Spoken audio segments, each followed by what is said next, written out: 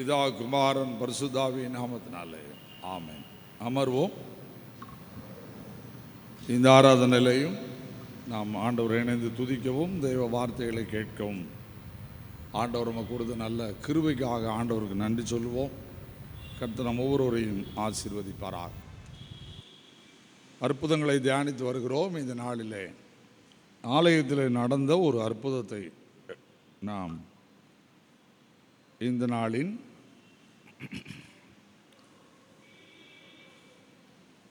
ஆண்டவர் ஏன் இந்த அற்புதத்தை செய்தார் என்பதையும், வாழ்க்கையில் சில அற்புதங்கள் மனிதனுடைய வாழ்க்கையில் கடவுள் என்பதை மற்றவர்கள் அறிந்து கொள்ள வேண்டும் என்பதையும் காண்பிக்கிறது.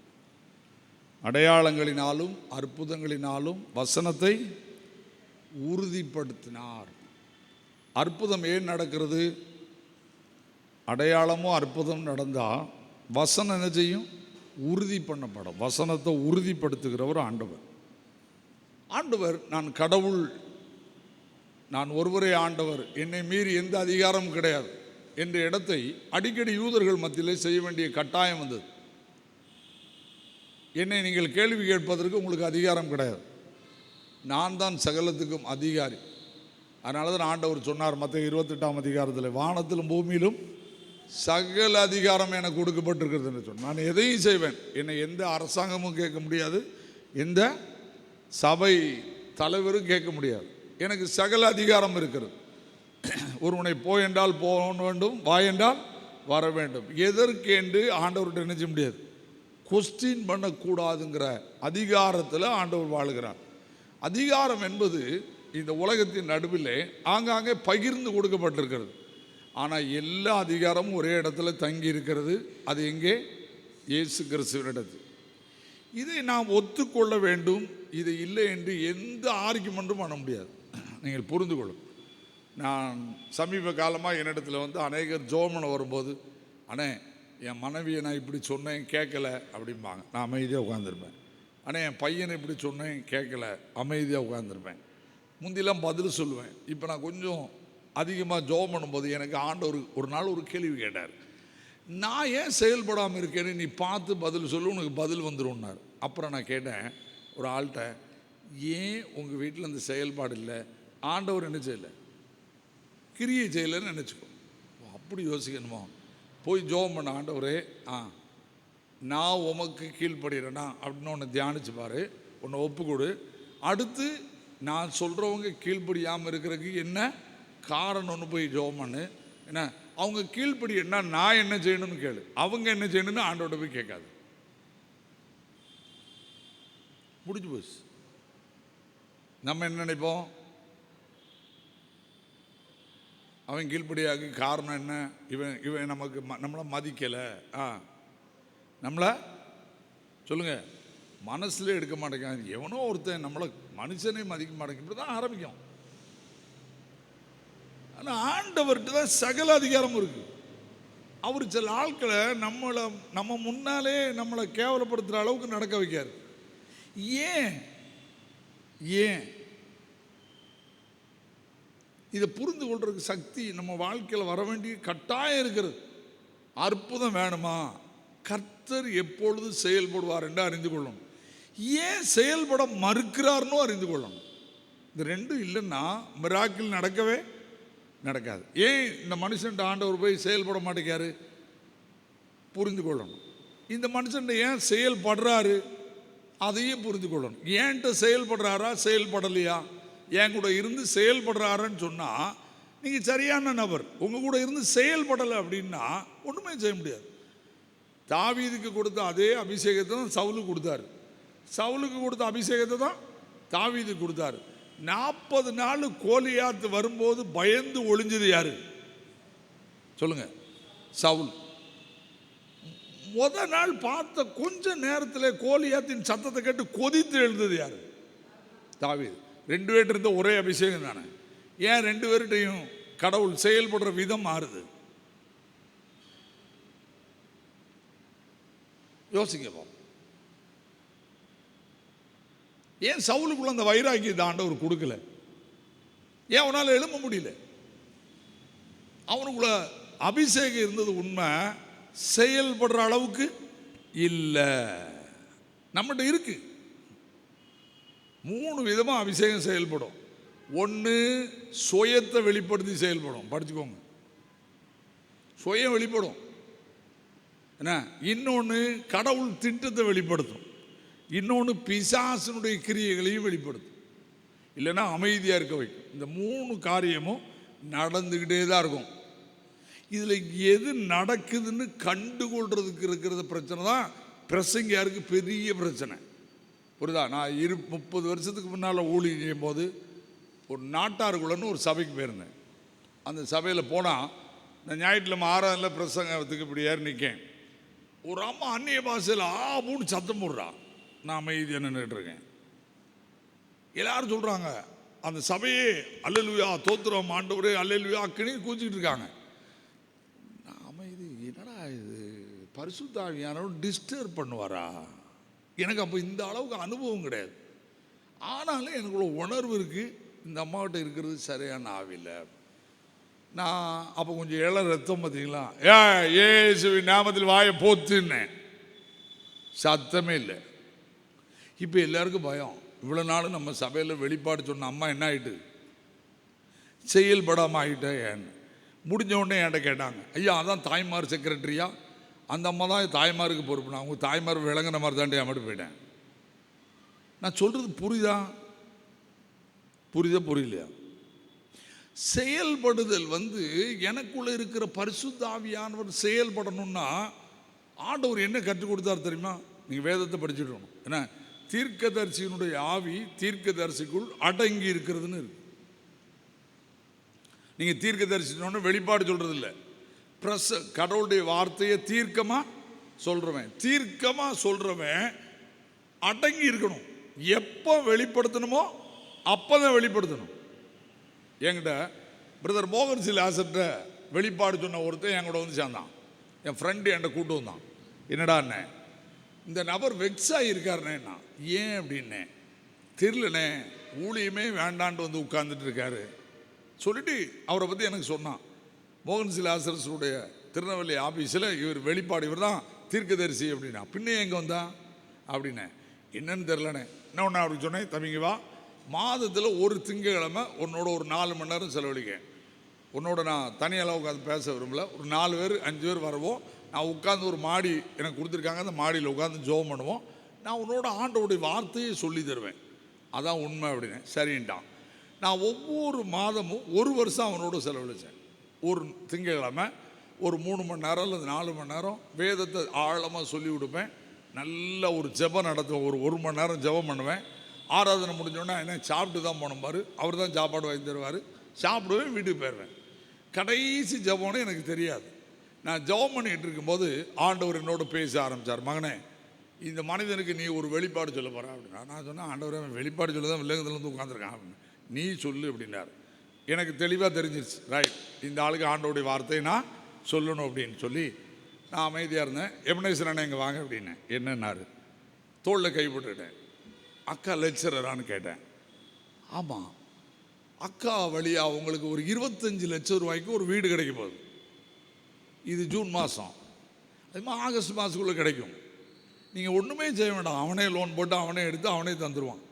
ஆனால் இது ஆண்டவர் இத்தனை வருஷம் நீங்கள் ஊழியம் செய்ததுக்கு உங்களுக்கு கொடுக்குற கிஃப்ட்டு அப்படின்னு காத்துக்குள்ளே சொல்லிட்டு போயிட்டேன். நாங்கள் ஒரு 6 பேர் இருக்கோம், யாருக்கும் தெரியாது நான் என்ன சொன்னேன். ஜூலை ஆச்சு, கிடைக்கல. ஆகஸ்ட் நெருங்கும் போது என் ஃப்ரெண்டு முத்தையாவை அவர் கூப்பிட்டுங்க வான்ருக்காரு. உங்கள் அண்ணன் சொன்னார், நடக்கலை. அவர் எத்தனையோ காரியம் எனக்கு சொல்லியிருக்காரு, கொஞ்சம் வெயிட் பண்ணு. ஆகஸ்ட் 15க்கு பிறகு உனக்கு வீடு கிடச்சிருச்சு, 25 லட்ச ரூபாய்க்கு வீடு. என்னை பிரதர்ஷைக்கு கூப்பிடலை. அதுக்கு பிறகு ஒரு நாள் ஜோமனை கூப்பிட்டான். ஏன்டா அவன் என்ன கேட்டான் தெரியுமா? ஏன் நீ எல்லாருக்கும் முன்னாலும் சொல்லலை? உன் ஆவியானவர் செயல்படுறாருல, எல்லாருக்கும் முன்னால சத்தம் போட்டு சொல்ல வேண்டியதான, பிரதர் கர்த்தர் உனக்கு 25 லட்ச ரூபாய்க்கு வீடு தராரு, உன் மனைவி சம்பளத்தின் வழியாக வருதுன்னு ஏன் சொல்லலை? நான் சொன்னேன், நீ அப்படி சொல்லி தானே கெட்டு போனேன். பார்த்தான், அப்படி சொல்லி தானே கெட்டு போனேன். நிறைய பணம் கிடைச்சு உனக்கு. இயேசு எனக்கு ஓண்டதான் சொல்ல சொன்னார், ஒருத்தனையும் சொல்லலை. தீர்க்கதரிசி ஆவி எதுக்குள்ள அடங்கி இருக்கணும்? தீர்க்கதரிசிக்குள்ள ஒழுங்காரு அப்படின்னு. செயல்படும் போது அடக்கம் ரொம்ப முக்கியம். இன்னைக்கு இருக்கிற தம்பிமாருக்கு என்ன இல்லை, தங்கச்சிமாருக்கு, புதுசாக வர்ற இந்த விசுவாசிகளுக்கெல்லாம் என்ன இல்லை, அக்கினி இறங்கிடுது. அக்கினி இறங்கினா நம்ம உடம்புல உள்ள பாவத்தெல்லாம் சுட்டெரிக்கிறதுக்கு தான் அக்கினிங்கிற வார்த்தையை யூஸ் பண்ணியிருக்கான். ஆனால் இங்கே அக்கினி இறங்கினா என்ன ஆயிடுது, பற்றி எரிஞ்சிருது. என்ன பேசுகிறோன்னே தெரியல, பெரிய வயிற்றுச்சல் ஆகிப்போகுது. நீங்கள் நிறைய நேரம் அற்புதம் வேணுமா, உங்கள் வாழ்க்கையில் அதிசயம் நடக்கணுமா, நிச்சயமாக சொல்லிட்டேன், உங்களுக்குள்ள இருக்கிற பரிசுத்த ஆவியானவர் செயல்படணும். எபிரேயர் 12:1 என்ன இருக்கு? மேகம் போன்ற இத்தனை திரளான சாட்சிகள் நம்மை சூழ்ந்து கொண்டிருக்க, பாரமான யாவற்றையும் நம்மை சுற்றி நெருங்கி நிற்கிற பாவத்தையும் தள்ளிவிட்டு, அலோ ரொம்ப முக்கியமாக படிக்கணும். எதை உங்களுக்குள்ள துவங்குவார்? சத்தமோடு சொல்லணும். எங்க விசுவாசத்தை ஏற்கனவே துவங்கிட்டாரோ துவங்கலையா? உங்களுக்குள்ள விசுவாசம் வந்துதான் ரட்சிக்கப்பட்டீங்க. இது என்ன விசுவாசத்தை துவக்குறதுன்னு என்ன? இது என்ன விசுவாசத்தை துவக்குறதுன்னு என்ன? நீங்க அதை படிக்கணும். 11ஆம் அதிகாரம் முழுசு உட்காந்து படிங்க வீட்டில் போய். இப்போ 12ஆம் அதிகாரம் விளங்கிக்கிடும். அந்த 12ஆம் அதிகாரத்தில் விசுவாசத்தை துவக்குகிறவரும், துவக்கிறது யார் தான்? பரிசுத்த ஆவியானவர் தான். முடிக்கிறது யார் தான்? நமக்கு நியமித்திருக்கிற ஓட்டத்தில் 3ஆம் வசனத்தை வாசிங்க.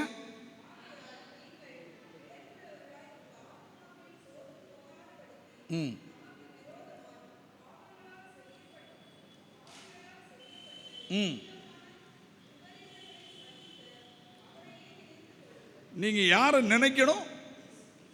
இயேசு கிறிஸ்துவையே நினைக்கணும், வேற யாரையும் நினைக்க கூடாது. புரியுதா? அவரை தான் நீங்க நினைக்கணும். அவர் தான் உங்க வாழ்க்கையில் இருக்கக்கூடிய மிகப்பெரிய நபர். அவரை நீங்க நினைக்க பழகணும். எந்த காரியம் நடந்தாலும் அதில் சொல்லப்பட்டிருக்கிறது எப்படி நினைத்து கொள்ளணும். ஆகையால் இளைப்புள்ளவர்களாய் உங்கள் ஆத்துமாக்களில் சோர்ந்து போகாதபடிக்கு, நமக்கு விரோதமாய் பாவிகளால் நமக்கு செய்யப்பட்ட இவ்வளோ பெரிதான விபரீதங்களை நினைத்து கொள்ளுங்கள். விசுவாசத்தை தோக்குறவர், விசுவாசத்தை பாரு, அப்படி செய்வேன் இப்படி செய்வேங்கல, எவ்வளோ பெரிய விபரீதத்தை நான் சகித்தேன்னு நினைச்சு பாரு. ஏன் சகிச்சாரு? விபரீதத்தை ஏன் சகிச்சாரு? நன்மை செய்து சகிச்சாரு. விசுவாசம் ஆண்டவர் தோக்கிட்டார். பிதாவானவர் அவருக்குள்ள விசுவாசத்தை வச்சிருக்கிறார். இப்போ அதை செய்யணும். செய்தா என்னதான் வருது? நல்ல பேர் வரல, என்னதான் வருது? பாவிகளால் அவருக்கு தொல்லை தான் வருது.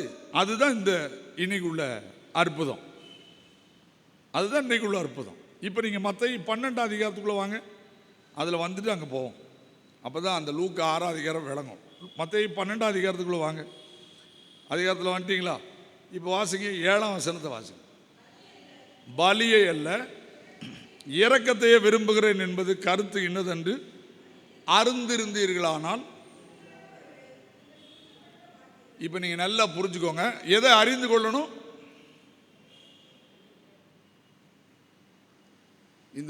இந்த அற்புதத்தினுடைய பின் விளைவை படிச்சுட்டு நான் இன்னைக்கு இதை நடத்தவா வேண்டாமான்னு மண்டையை பிச்சுட்டு உட்கார்ந்துருந்தேன். இது அவ்வளவு சிக்கலான இடத்துல இந்த மிராக்கிள் நடக்கு. அவர் ஒரு நன்மை செய்கிறாரு, அவருக்கு நிறைய பாவிகளால் என்ன வருது? விபரீதம் வர ஆரம்பிச்சிருது. நீங்கள் நன்மை செய்யும் போது உங்களுக்கு நிறைய பிரச்சனை வரும். நீங்கள் யாரை தான் நினச்சிக்கிடணும்? பாவிகளால் விபரீதங்களை சந்தித்த இயேசுவை நீங்கள் தீமை செய்யும் போது அல்ல. அப்போஸ்தலர் 10:38 படிச்சுக்கோங்க. அவர் நன்மை செய்கிறவராகவே, அவர் தீமை செய்ததா ஒரு இடத்துல கூட பார்க்க முடியாது. அப்படிப்பட்ட நன்மை செய்கிற காலத்திலும் நமக்கு விரோதமாக ஒரு கூட்டர் எழும்பி விபரீதமாக பேசுவாங்க. நம்ம சபையை குறித்து ஒரு நாள் ஒருத்தர் சொல்லிட்டார், எப்பா திருப்பாலை சர்ச்சில் அந்தி கிறிஸ்து ஆவி பயங்கரமாக வேலை செய்தினார். நான் சிரிச்சுக்கிட்டேன். பரவாயில்ல, நிறைய நன்மை நடந்தால் நம்மளை பார்த்து என்ன தான் சொல்லுவான். நிறைய நேரம் புரிஞ்சுக்கிட்டோம். பாவிகள் என்னதும் சொல்லுவாங்க. ஏன்னா அவங்களுக்கு தேவை என்ன தெரியுமா? புரிந்து கொள்ள முடியாத நிலை. இன்னொன்று இருளுக்குள்ளே இருக்கான், கண்ணு திறக்காதவன். நீங்கள் பீலையாமை குறித்து பைபிளில் படிக்கணும். அவன் எல்லா வெளிப்பாடும் சொல்லிட்டு வந்தானா சொல்லு. எப்போ அவனுக்கு கண்ணு தெரிஞ்சு? நீ அந்த அளவுக்குள்ள யாரும் பைபிள் படிக்கிறது கிடையாது. நான் தான் பார்த்துட்டு வரணும் உங்களை. நீங்களாம் நுனிப்புல் மயிராள் தானே. அந்த அளவுக்கு பைபிள் படிக்கிற சோழியே கிடையாது. திருமணம் இப்போ அங்கே போனோம். எப்போ அவனுக்கு கண்ணு தெரிஞ்சு? நான் செய்யனே தெரியல. எத்தனை வருஷம் நானும் பிரசங்கம் பண்ணதே உங்களுக்கு 3 வருஷம் ஆச்சு. எப்போ கண்ணு திறந்துச்சு? எங்கன்னு தெரியாதோ? எண்ணாமத்தில் இருக்கு. எடுங்க எல்லாரும் எடுங்க. எண்ணாமோ 22 ஆரம்பிக்கும். அப்படித்தானா? சரி, அப்போ அவனுக்கு எப்போ கண்ணு திறந்துச்சு சொல்லுங்க பாப்பா. அவனுக்கு எப்போ கண்ணு திறந்துச்சு சொல்லுங்க. 24ஆம் அதிகாரம் 15ஆம் வசனத்தை வாசிங்க.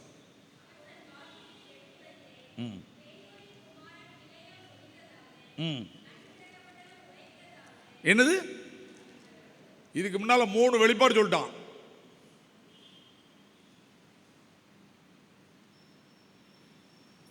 நீங்க பைபிளை எல்லாரும் ரிட்டர்ன்ல படிக்க மாட்டீங்க, ரிட்டர்ன்ல படிக்கணும். இதுக்கு முன்னால எத்தனை வெளிப்பாடு சொல்லிட்டான்? 3 நேரம் வெளிப்பாடு சொல்லிட்டான். குறி சொல்ற காணிக்கைய வாங்கிக்கிட்டு ஆவி இறங்குனதுனால வெளிப்பாடு சொல்லிட்டான். ஆவி இறங்குனதுனால என்ன வரும்? வெளிப்பாடு வரும். கல்லாவி இறங்குறவனும் கரெக்டாக கடவுள் வார்த்தையை சொல்லுவான்.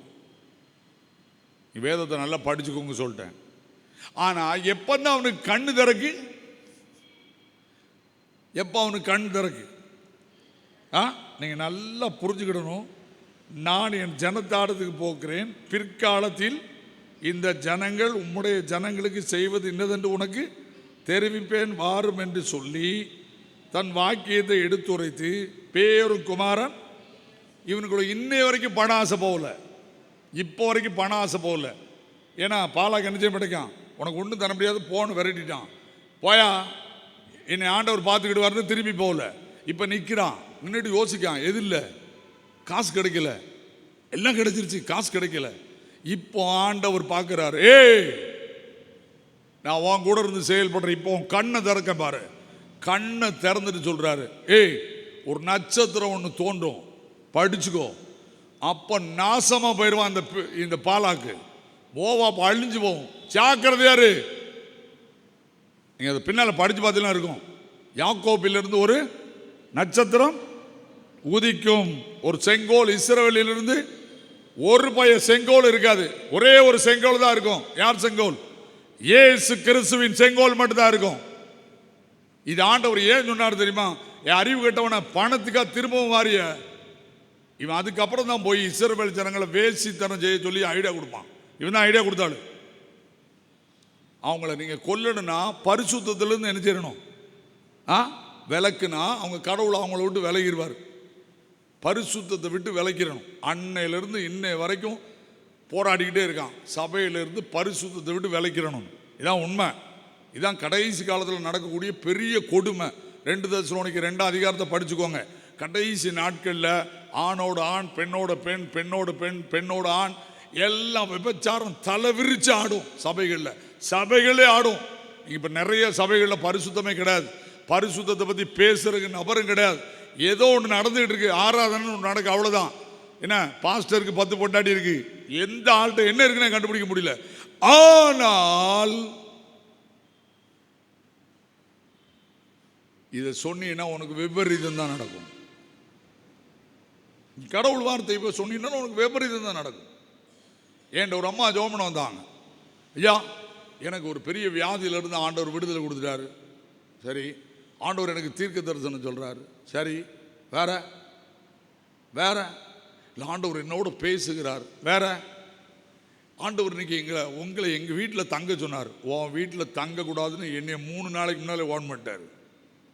கெட் அவுட் அப்படின்னு. கெட் அவுட், முடியாது.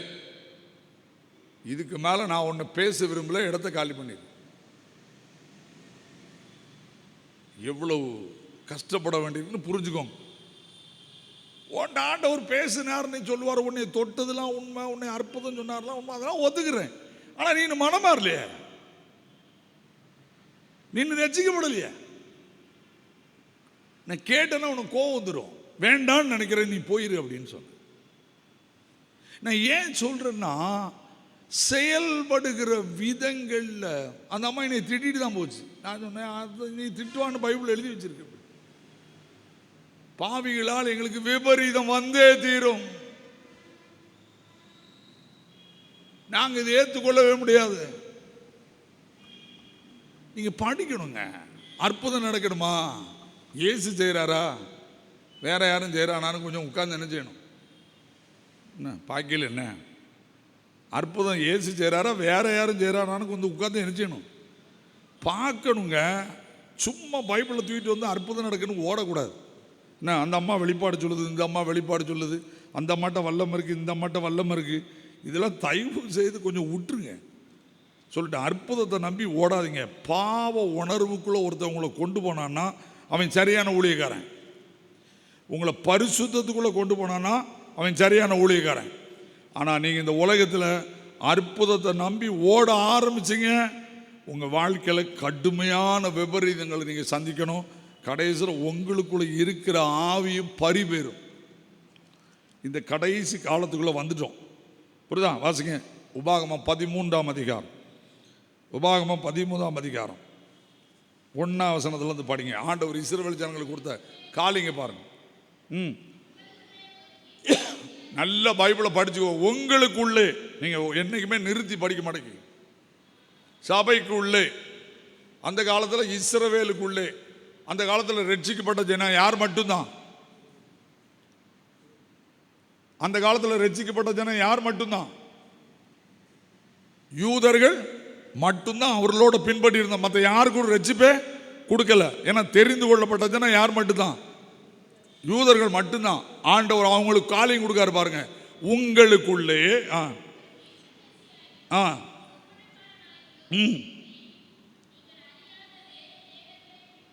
ஹலோ, யாருக்குள்ள? சபைக்குள்ள. சபைக்குள்ள உங்களுக்குள்ள உங்க கூட படுத்திருப்பான். ஆனா அவன் யாரு?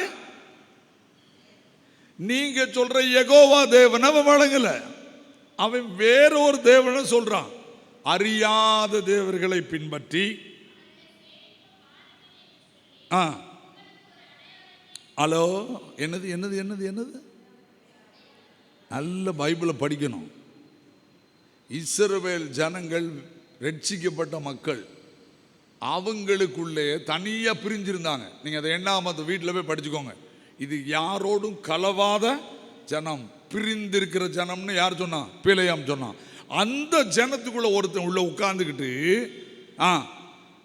யெகோவா வச்சு சொல்லாம வேறொரு ஆளை வச்சு அடையாளத்தையும் அற்புதத்தையும் காண்பிப்பேன் என்று குறிப்பாய் சொன்னாலும் நடந்தாலும்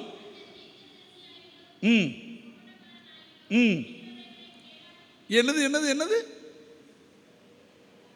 ஏங்க கொஞ்சம் நிறுத்தி பைபிளை படிக்கணும். சொல்லுகிறவைகளை ஐயா வாங்க, உங்களை பற்றி கேள்விப்பட்டோம், பெரிய உங்களால் முடிஞ்சது சொல்லுங்க. உங்க வாயிலையும் ஏசுன்னு தானே வருதுன்னு வீட்டுக்குள்ள கூட்டு போனால் விளங்காம போயிருவேன். Read your Bible. அவன் சொல்றதை நீ முதல்ல என்ன செய்யாத, கேட்காத.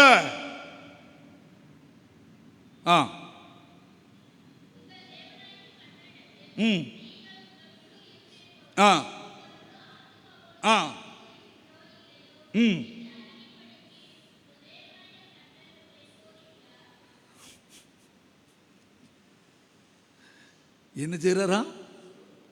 நம்ம பிள்ளை நம்மளை மட்டும்தான் நம்பி இருக்கா? அற்புதம் போற இடத்துக்கெல்லாம் அடையாளத்தெல்லாம் தேடி ஓடுதா அப்படின்னு உங்களை ஒரு செக்அப் பண்ணி பார்க்காரு. இன்னைக்கு இல்லை, அன்னைக்கே அவ்வளோ செக்கப் இருந்தால் இன்னைக்கு கேட்க வேண்டாம். அப்போ இப்போ நீங்கள் அந்த ஆளை எதிர்த்து பேசுனீங்களா, உங்களுக்கு நல்லது நடக்குமா விபரீதம் நடக்குமா? சத்தமோடு சொல்லணும். விபரீதம் தான் நடக்கும். நீ நன்மை செய்தால் விபரீதம் நடக்கும். இப்போ அந்த மத்தேயு 12ஆம் அதிகாரத்துக்கு வந்தீங்கன்னா, பலியை அல்ல இரக்கத்தையே விரும்புகிறேன். பலியை ஏன் ஆண்டவர் விரும்பல? பலியை நீ மட்டும் செலுத்தல, எல்லா பயிலும் செலுத்துறான். என்ன பலி செலுத்துறவன் உலகத்தில் அத்தனை பயிலும் பலி செலுத்துறான். நான் பலியை விரும்பவில்லை, விரும்பினால் செலுத்துவேன். தகன பலி உமக்கு பிரியமானது அல்ல, தேவனுக்கு ஏற்கும் பலிகள். நீ பலி செலுத்துறதை விட ஒருத்தன் செய்கிற பாவத்துக்காக அவனுக்காக கதறி அழு. இவனுக்குள்ள இயேசு இல்லாததுனால தானே இப்படி பாவம் செய்யறான்னு கதறி அழு.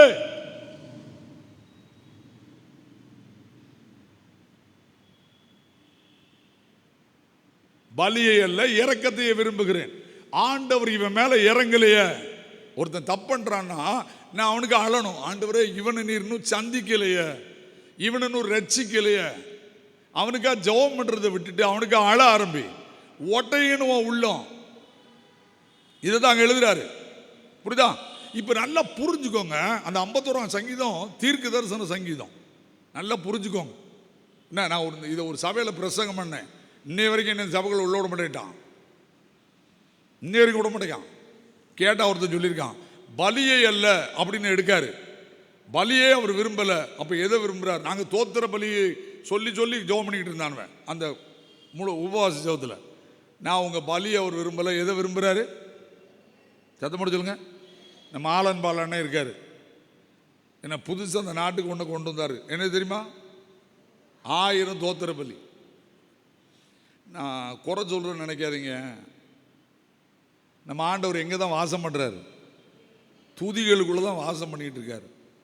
அங்கே அவரை துதிக்கிற வார்த்தை என்னது? சேனைகளின் கர்த்தர் பரிசுத்தர் பரிசுத்தர் பரிசுத்தர்னு தூச்சிக்கிட்டே இருக்காங்க. நீங்கள் நல்லா பிடிக்கணும். அடுத்தவர் எந்த துதிகளுக்குள்ளே வாசமாக இருக்கார் தெரியுமா? சங்கீதம் 22:1 படித்து பாருங்க. என்ன சங்கீதம் 22:3 இருக்கும். இஸ்ரவேலின் துதிகளுக்குள்ளே வாசமாக இருக்கிற தேவரீரே. அவர் எல்லார் துதிகளுக்குள்ளும் வாசமாக இருக்கிறாரு. வாசமாக இருக்க மாட்டார்.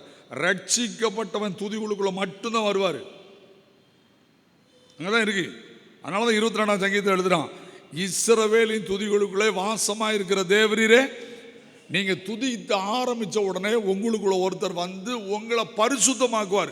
அவர் தான் துதிகளின் கடவுள். நீங்க துதிச்ச உடனே எம்எஸ்ல அல்லேலூயா அப்படின்னு சத்தம் போடுறதா அல்ல.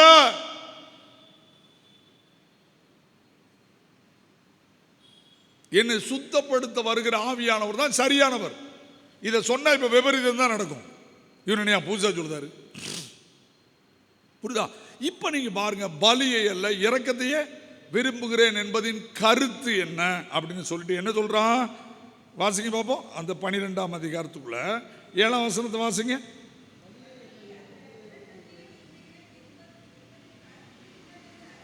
அறிந்திருந்தீர்களானால் குற்றம் இல்லாதவர்களை நீங்கள் இப்ப என்ன குற்றப்படுத்தினாங்க? இப்ப லூக்கா 6ஆம் அதிகாரத்துக்கு வாங்க. சீக்கிரம் முடிச்சிருவேன், கவலைப்படாங்க. இதில் ரொம்ப கதை இல்லை. நான் விளக்க ஒரு நிறைய சொன்னதான் புரியும். அற்புதம். இப்போ எடுங்க பார்ப்போம், வாசிங்க பார்ப்போம். புரியுதா? இப்போ யாராவது எடுங்க 6ஆம் வசனத்தை வாசிங்க. இகா லூக்கா 6:6.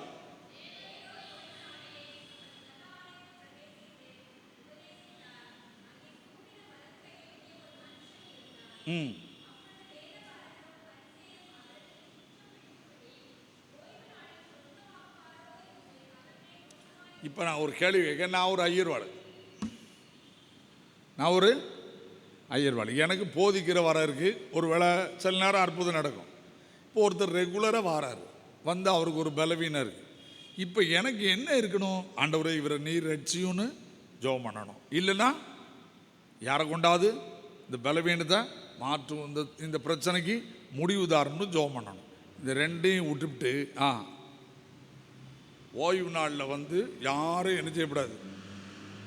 சத்தம் போட சொல்லுங்க.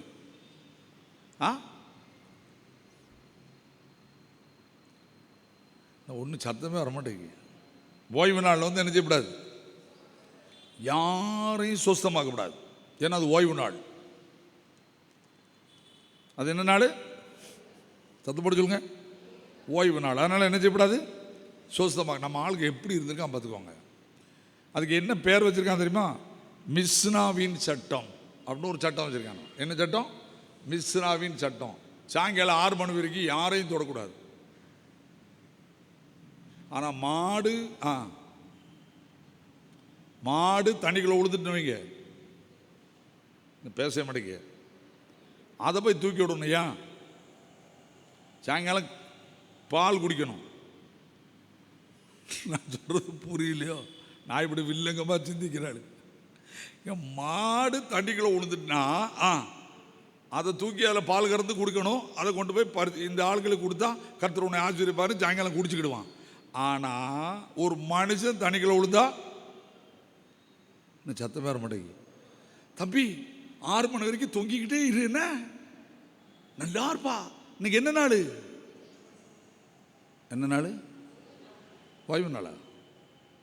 எந்த அளவுக்கு பைபிளை படிச்சுக்காரன்னு பார்த்தீங்களா? இப்போ ஆண்டவர் இவங்களை ஒட்டைக்க ஒளியதுக்கு வராரு. சாதாரண மொழி. அதனால தான் இவனு விபரீதம் பேசுவான்னு அவருக்கு தெரியும். வம்புக்குன்னு யாரை பார்க்காரு? சூம்புன்னு கையோடுன்னு பார்க்காரு. பார்த்துட்டு அப்படி பார்க்காரு. சரி அப்படியா அப்படின்ட்டு என்ன இப்போ அவ்வளோ தூரம் அவரை பார்த்துக்கிட்டு இருக்கான். யார? இயேசுவை. எனக்கு ரொம்ப சந்தோஷம் என்ன தெரியுமா? இயேசுவை எப்போமாவது உற்று கவனிச்சானுவன். குற்றம் கண்டுபிடிக்கையாவது உற்று கவனிச்சான் பாருங்க. நம்ம ஆட்கள் 2 பேர் உற்று கவனிப்பான். ஒன்று நம்ம சொல்கிறத கேட்குறவன் உற்று கவனிப்பான். இன்னொன்று நம்ம வார்த்தையில் என்ன குற்றம். இப்போ உற்று கவனிக்க மாட்டேங்கான். பைக்குள்ள என்ன வச்சுக்கிட்டான்? கேமரா வச்சுக்கிட்டு வீட்டில் போய் உற்று கவனிச்சுக்கிட்டு இருக்கான். இப்போ இங்கே உற்று கவனிக்க மாட்டான். கேமராவில் எல்லாத்தையும் வச்சுக்கிட்டு இவர் சத்தத்தை வேற ஒரு சத்தத்தோடு ஆடு பண்ணி ஏதாவது போடலாமா, அந்த புத்தியும் வந்துட்டு ஜாதமாக கொஞ்சம் அட்டுளையப்படுத்தானுவேன். நல்ல யோசிச்சு பாருங்க. உற்று கவனிக்கிற பணிகளை செய்கிறான்வன். இப்போ அவர் பார்க்காரு. நல்ல நீ கவனின்ட்டார். நல்ல நீ கவனி அப்படின்ட்டார். அவர் கவனிக்க வச்சிட்டார். நீங்கள் வேதத்தில் நல்லா படிக்கணும். நிறைய நேரம் நம்முடைய வார்த்தை அநேகர் உற்று கவனிக்கிற அளவுக்கு பேசணும். எப்படி பேசணும்? சத்தம் வர மாட்டேங்க. கழுத்து அறுத்துடக்கூடாது. கொஞ்சமாவது உற்று கவனிக்கிற அளவுக்கு பேசணும். சரியா? நிறைய பேர் இன்னைக்கு ஜாலியாகவும் பேச மாட்டேங்காங்க, ஆழமாகவும் பேச மாட்டேங்காங்க. நீங்கள் உற்று கவனிச்சின்னா நிறைய மிராக்கள் நடக்கும். உற்று கவனிக்கிறவனை கவனிச்சின்னா உங்களுக்கு அற்புதம் நடக்கும். நிறைய நேரம் இன்னைக்கு நம்ம உற்று கவனிக்கிற அளவுக்கு பேசுறது இல்லை. சில இடத்துல நிறுத்தணும், உற்று பேசணும், உற்று கவனிக்கணும். ஒருத்தவங்களை ரொம்ப கவனிக்கணும், நீங்கள் திரும்ப அவனோட பேசணும். ஏன் தெரியுமா? அப்பந்தான் அங்கே மிராக்கிள் நடக்கும். மிராக்கிள் நடக்கும். என்ன இன்னைக்கு நிறைய பேருடைய வாழ்க்கையில் உற்று கவனிக்கிற பணி இல்லை, உற்று கவனிக்கிற அளவுக்கு பேசுகிற அனுபவம் இல்லை. நான் அப்போஸ்தலர் ஒரு பகுதியை எடுத்தேன், கரெக்டாக தெரியல. லீஸ்ராவில் ஒரு சப்பானி இருந்தான். லீஸ்ராவில் யார் இருந்தா? அப்போஸ்தலர் 16-17 வரும். புரியுதா? லீஸ்ராவில் ஒரு சப்பானி இருந்தான். அவன் பவுல் பேசுகிறத உற்று கவனிச்சான். எப்படி கவனிச்சான்? இப்போ அவனுக்குள்ள பவுல் பார்க்குறான், அவனை உற்று கவனிக்கிறான். பிரசங்கம் பண்ணும்போது பவுல் அவனை உற்று பார்க்குறான். உற்று பார்த்துட்டு என்ன கவனிக்கான்? ஐயா, இவனுக்குள்ள ரட்சிப்புக்கேற்ற விசுவாசம் உண்டென்று அறிந்து எழும்பி நடன்ட்டான். எனக்கு கரெக்டாக இந்த இடம்னு கரெக்டாக கண்டுபிடிக்க தெரியல. புரியுதா? ரட்சிப்புக்கேற்ற விசுவாசம் உண்டென்று அறிந்து. எத்தனை அவசரங்க? 14, 10, 11. ரைட், எடுங்க வாசிங்க. நீ எழும்பி சூப்பர். 14 9ஆம் வசனத்திலே படிக்கணும். பவுல் பேசுகிறதை கேட்டுக்கொண்டிருந்தான். நல்லா புரிஞ்சுக்கோங்க. பவுல் அவனை கவனிக்கான். இவன் நம்ம வசனத்தை தெளிவா கேட்டுக்கிட்டு இருக்கான். காரணம், இவனுக்குள்ள என்ன இருக்கு? விடுதலையானுங்கிற விசுவாசம் இருக்கு. ரட்சிப்பு கேட்ட விசுவாசம் மனம் திரும்பணும் இல்லை. அந்த சப்பானிலிருந்து நான் எப்போ விடுதலையாவேன் அப்படிங்கிற ஒரு எண்ணம் அவனுக்குள்ள இருக்குங்கிறத கண்டுபிடிச்சிட்டு என்ன சொன்னான், நீ எழுந்து காலோன்றி நிமிர்ந்தில் என்று உரத்த சத்தத்தோடு சொன்னான். அவன் குதித்து எழுந்து நடந்தான். அப்போ நம்ம வாழ்க்கையில் சில காரியத்தை கேட்கும் போது எப்படி கேட்கணும், உற்று கவனிக்கணும். இப்போ நம்ம ஆட்கள் எதுக்கு உற்று கவனிக்க, விடுதலையாகிறதுக்கு இல்லை, இயேசுவை சிலுவையில் அடிக்கிறது. ரெண்டு உற்று கவனிப்பு இருக்கு. இப்போ உற்று கவனிக்கானுங்க. ஆண்டவர் அப்படி பார்க்காரு, நல்லா கவனிச்சுக்கன்னு சொல்லிட்டு இப்போ என்ன செய்தாருன்னு பார்த்தீங்களா, நீங்கள் திருப்பியாக இருக்கும். ஏன்னா அப்பொழுது வேதபாரகரும் பரிசேயரும் ஏன்னா அவரிடத்தில் குற்றம் படிக்கும்படி ஓய்வு நாளில் சொஸ்தமாக்குவாரோ என்று அவர் மேல் அவருடைய சிந்தனைகளை அறிந்து சூம்பின கையுடைய மனுஷனை நோக்கி எழுந்து நடுவே நில் என்றார். அவன் எழுந்து முடிஞ்சு. இந்த அற்புதம் இவன் விசுவாசத்தில் வந்துச்சா இல்லைன்னா மற்றவங்களுக்கு விசுவாசம் வரணும்னு வந்துச்சான்? சத்தமே ஒரு படைக்கு. இந்த அற்புதம் நான் கடவுள், எனக்கு என்ன அதிகாரம் இருக்குன்னு காமிக்காமன்னு காட்டிவிட்டாரு. அப்போ நிறைய நேரம் நமக்கு அற்புதம் வேணுமா, உற்று கவனிக்கணும். கடவுள் வார்த்தைகளை உற்று கவனிக்கணும். என்ன கவனிக்கும் போது என்ன வரும், கேட்கறதுனால் விசுவாசம் வரும். உனக்கு முன்னால் நிற்கிறவன் தேவ மனுஷனா டக்குன்னு சொல்லிடுவான். எவ்வளோ பெரிய மிராக்கள் நடந்துடும், எவ்வளோ பெரிய மிராக்கள் நடந்துடும். கவலைப்படாத. என்ன விபரீதங்கள் தாண்டி ஆண்டவர் நமக்கு அற்புதம் செய்யணுமா, தயவு செய்து சொல்கிறேன், விபரீதம் நடந்துக்கிட்டே தான் இருக்கும். பயப்படாத. ஆண்டவர் நம்மோட கூட இருக்கிறார். இப்போ இதில் என்ன கற்றுக்கொள்ளணும் அப்படின்னா, ஐயா எவன் என்ன சொன்னாலும் யார் சொல்கிறது நான் கேட்டுக்கிட்டு இருப்பேன். இதுலேருந்து ரெண்டு காரியம் கற்றுக்கிடணும். ஓய்வு நாள் என்ன செய்யக்கூடாது அப்படின்னு ஒருத்தன் சொல்லிக்கிட்டு இருந்தான்டா, அவன் காரியத்தை காது கொடுத்து சொல்லை பற்றி போயா, எனக்கு அவன் கடவுள் வார்த்தையை சொல்கிறான்னா கேட்டுக்கிட்டு இருக்கேன். இந்த குற்றப்படுத்துகிற வார்த்தைகள் ரொம்ப என்ன செய்யாதீங்க. நீங்கள் ஒன்று சொல்கிறேன், குற்றப்படுத்துவது வேறு, எச்சரிப்பது வேறு. இந்த ரெண்டும் இன்றைக்கி ஒன்றாக்கிட்டு இருக்காங்க நிறைய பிரசங்கமாரு. அதுவும் இந்த பைபிள் காலேஜ் பிரின்சிபலு, இந்த பைபிள் காலேஜில் டைரக்டரு, இந்த பைபிள் காலேஜில் வாத்தியாராக இருக்கிறவன் அவ்வளோ பேருமே குற்றப்படுத்த ஆரம்பிச்சிட்டான். ஏன் விபச்சாரம் செய்யாதிருப்பா, ஏன்னு மறுபடியும் ஏன் சொல்லணும், பைபிளில் சொல்லியிருக்கு சொல்கிறோம். இல்லை அது மற்றவனை குற்றப்படுத்துது, இவனோட குற்றப்படுத்துது. நான் உங்களுக்கு சொல்கிறது புரியுதான்?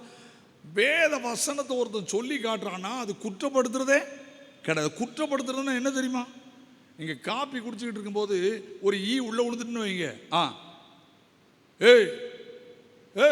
வா நீலாம் மனுஷனா, காப்பிக்குள்ளே என்ன உழுது, ஈ உழுது, அது கூட தெரியாமல் குடிக்கன்னா குற்றப்படுத்துதல். தம்பிமா காப்பிக்குள்ளே ஈ உழுந்துட்டா திரும்ப அதை குடிக்காதன்னு சொன்னால் என்னது, குற்றப்படுத்தல், அன்பு கூறுறது. ரெண்டும் ஒரே காரியம் தான். ஒருத்தனை காப்பாற்றுறதுக்கு பேர் குற்றப்படுத்துறது கிடையாது. ஒருத்தனை நீ இதெல்லாம் தெரியாது அப்படின்னு சொன்னால் குற்றப்படுத்துறது. நீ விபச்சாரத்திலிருந்து வெளியே வான்னு சொல்றது குற்றப்படுத்துறது கிடையாது. நீ விபச்சாரம் பண்ண அழிஞ்சு போவா, நாசமா போயிடுவான்னு சொல்றது குற்றப்படுத்துறது கிடையாது. இது நிறைய ஒரு புரியுறது இல்லை. அதெல்லாம் புரிஞ்சுக்கோங்க. என்ன இதை காது கொடுத்து கேட்கக்கூடாது, போயிட்டே இருக்கணும். அம்மான்னு சொல்லிட்டே கிடப்பான். இனி வருங்காலம் இப்படிப்பட்ட ஆட்கள் தான் தலைக்கு மேலே நிற்க போகிறாங்க. உங்களுக்கு ஓப்பனாக சொல்லிட்டேன், வருங்காலம் கடவுள் யார் தெரியுமா உங்களுக்கு? இப்போ ஒரு புது மதம் தோன்றப்பட்டிருக்காங்க தெரியுமா உங்களுக்கு? இந்த போப்பை ஆரம்பித்தார், விட்டுட்டு போயிட்டார். அடுத்த போப்பை வந்தோன்னு ஆரம்பிப்பார், புது மதம் ஒன்று ஆரம்பிக்க போகிறாங்க. என்ன மதம் சொல்லுங்கள் பார்ப்போம். நீங்களாம் படிக்கிறதே கிடையாது, என்ன ரொம்ப நல்லவங்க, பைபிளையும் ஒழுங்காக படிக்காங்க, உலகத்தையும் படிக்காங்க. அன்பே கடவுள்,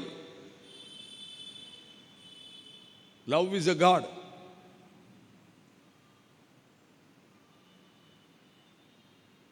எல்லா மதமும் ஒன்று.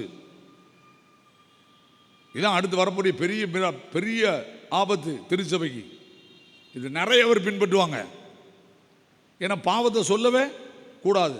நீ அன்பு கூர்ந்தீன்னா தப்பு பண்ணுறது சொல்லவே கூடாது. சொல்லவே கூடாது. இயேசு எல்லா பாவத்தையும் சிலுவையில் சுமந்துட்டார். அதுக்கு அவர் உன் மேலே அன்பு கூர்ந்துட்டார். அன்னைக்கு எவ்வளோ பாவமும் செய்துக்க, பரலோகம் கிடையாது. இங்கே தான் பரலோகம். இப்போ புது பைபிள் காலேஜ் டீச்சிங்கே இதுதான். பரலோகமே கிடையாது. இதுதான் பரலோகம். இந்த பூமி தான் பரலோகம். எவ்வளவு தூரம் அதுக்கு அவங்க வச்சிருக்கிறது காட் இஸ் லவ் அப்படின்னு சொல்றதை விட்டுவிட்டு லவ் இஸ் எ காடுன்ட்டான். காடை தூக்கி பின்னால் போட்டு லவ்வை தூக்கி முன்னால் போட்டான். அங்கே காடை முன்னால் போட்டு கடைசியில் லவ் கொண்டு தான். இந்த ரெண்டுக்குள்ள பிரச்சனையை பார்த்துக்கோங்க. இப்போ அடுத்து தான் நடக்க போகுது. நல்லா புரிஞ்சுக்கோங்க. வேர்ல்டு முழுசு இதுக்கு ஆதரவு பெருகி இருக்கு. அப்போ நம்ம என்ன அறிந்து கொள்ளணும் அப்படின்னா, விபரீதத்தை சந்திச்சு தான் ஆகணும். நல்லா புரிஞ்சுக்கோங்க. விபரீதத்தை சந்திச்சு தான் ஆகணும். யோசிங்க. நல்லா புரிஞ்சுக்கோங்க. நான் சொல்லியிருப்பேன் ஏற்கனவே. என்ன, எங்கள் மாமனார் வீட்டுக்கு நான் சாப்பிட போனேன். எங்கள் பாட்டியம்மா சாப்பாடு தராங்க. நான் வீட்டு முன்னே போய் உட்காந்தோன்னே எங்கள் மாமா, பெரிய மாமா இறைச்சி சாப்பிட்டுட்டு இருக்காரு.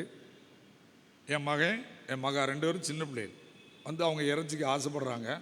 நான் தலையில் இலையில் தண்ணியை தொளிச்சோன்னே ஆண்டவர் என் முன்னால் அந்த இறைச்சி சாப்பிடாதன்னார். ஏன் ஆண்டவரே என்னென்னு கேளு, பதில் சொல்லுவாங்க. என் ஒய்ஃபை சத்தம் போட்டு கூப்பிடுறேன், எங்க வா இறைச்சி எங்க உள்ளன்னு கேட்டு வா. உடனே அவங்க என்ன சொன்னா தெரியுமா, குறிப்பிட்ட இந்த கோயிலில் உள்ளது.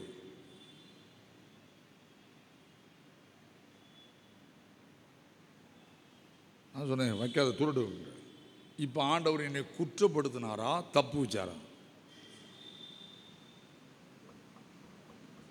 உனக்கு கடவுள் சத்தமே கேட்கட்டா அதுக்கு நான் பதிலே சொல்ல முடியாது.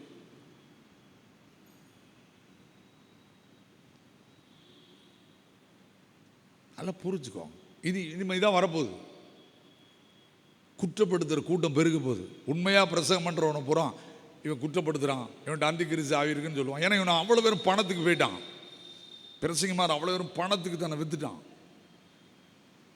ஆசீர்வாதம் சொல்லி மக்களை சமாதானம் இல்லாத இருந்தும் என் ஜனத்தின் காயங்களை மேற்பூச்சாய் பூசுகிறார்கள். அது வந்துருச்சு. அப்போ நீங்கள் செய்ய வேண்டியது என்ன? இந்த விபரீதத்தெல்லாம் சகிக்கணும். அற்புதம் வேணுமா வேணுமா வேண்டாமா? ஏன் அற்புதம் வேணுமா வேண்டாமா?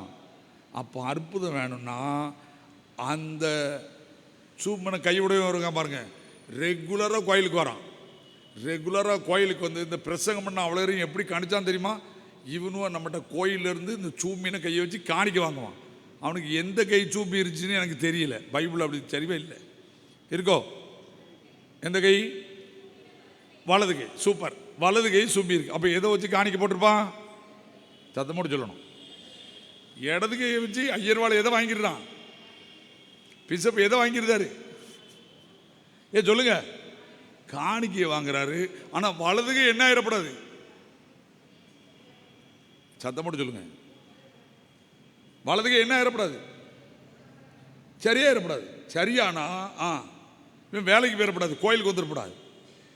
இவன் ஒத்த கையெல்லாம் இருந்தால் தான் எங்கே வருவான்? நான் இது சிந்திச்சு அப்படி படுத்து கிடந்து சிரிப்பும் வந்துச்சு, அழகும் வந்துச்சு. ஸோ என் ஆண்டவர் யார் தெரியுமா பார்த்தாரு? நீட்ரா விபரீதம் பேசுவான், பேசிட்டு போகிறான். நீ அற்புதம் சொல்லு. அவனை பற்றி ஒன்றுமே எழுதாம விட்டான். 11ஆம் வசனத்தை வாசிக்க முடிக்கிறேன்.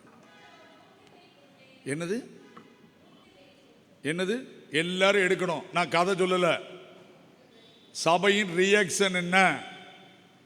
ஹோல் சர்ச்சின் ரியாக்ஷன் என்ன? ஒரு கடவுள் ஒரு நொண்டி கையனை சரி பண்றாரு. இவன் அவ்வளோ கைதடி என்ன சொல்லியிருக்கணும்? அல்லேலூயா ஆண்டவரே தோத்திரம் அப்படின்னு சொல்லியிருக்கணும். நம்மால் என்ன சொல்லுதான் சொல்லுங்க? மூர்க்க வெறி கொண்டு எங்க பொழப்புக்கு வேணா வச்சுட்டிய.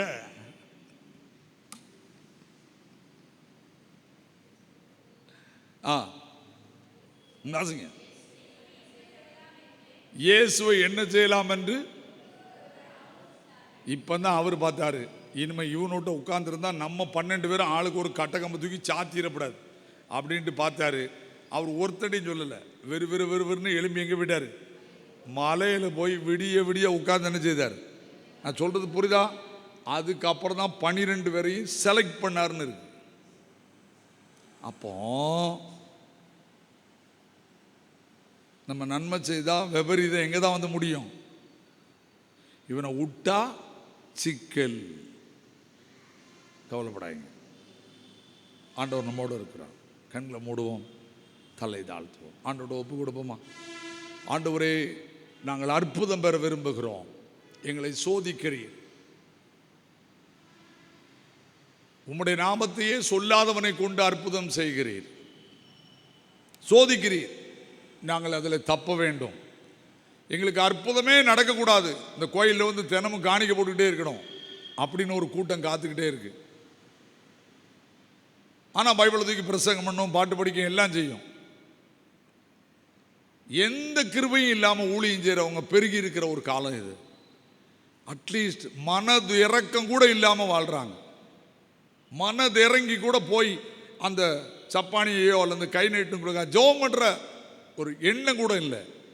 நீ இன்னைக்கு சாப்பிட்டியான்னு கேட்கற கூட இல்லை. யோசித்து பாருங்க. பலியை அல்ல, இரக்கத்தை விரும்புகிறேன். அவர் இறக்கம் என்ன தெரியுமா? உன் வலது கையும் சரியாகட்டு, எழுப்பி போ, போய் நல்ல வேலை செய்து சாப்பிடு, கவலைப்படாத. இதான் ஆண்டவர் செய்தது. நம்ம இந்த உலகத்தில் நன்மை செய்கிறோமா? கிருபை நிறைந்த ஆண்டவரே, எங்களை அர்ப்பணம் செய்கிறோம். நாங்கள் இன்னும் உம்மை போல மாற துடிக்க மறுக்கிறோம்.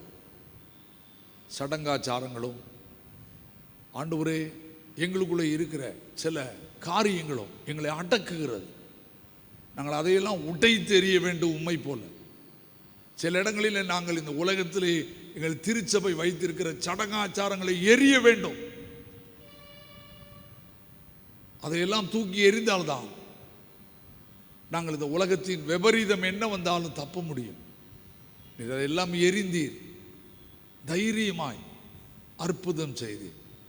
கொல்ல நினைத்தார்கள் என்று தெரியும், அதை பற்றி நீர் கவலையே படவில்லை.